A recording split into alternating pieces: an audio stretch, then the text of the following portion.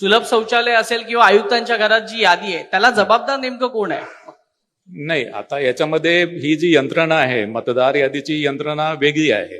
ही actually पण याच्यावर तुमचा वचक नाहीये का या यंत्रणेवर? आम्ही फक्त ती यादी अडॉप्ट करतो. आम्ही फक्त ती जी यादी ती अडॉप्ट करतो. एक पर्टिक्युलर डेट ठरवतो आणि त्या डेटला ती यादी आम्ही अडॉप्ट करतो. त्याची शहानिशा कोण करतं? सर, शहानिशाचे जे प्रकार आहेत ते सांगितलं मी. दुबार मतदार असतील तिथे आम्ही बघतो, चुकीच्या प्रभागामध्ये गेला ती आम्ही बघतो, नाव इन्क्लूड झालं नाही, विधानसभा मतदार यादीमध्ये नाव आहे पण याच्यामध्ये नाही आहे ते इन्क्लूड करतो, काही क्लरिकल मिस्टेक्स असेल, एरर असेल ते इन्क्लूड करतो. सर, ज्या ठिकाणी एका जागा नाहीये त्या गोष्टीला ठिकाणी एक मतदान मिनिटं. झालं का?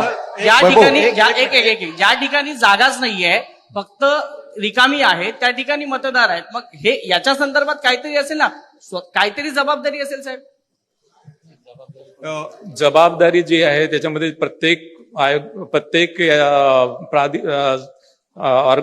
प्राधिकरणाची जबाबदारी जी निश्चित केलेली आहे. राज्य निवडणूक आयोगाची जी रिस्पॉन्सिबिलिटी ती राज्य निवडणूक आयोगाची आहे. भारत निवडणूक आयोगाचे जे अधिकार आहेत ते भारत निवडणूक आयोगाचे सर अधिकार आहेत.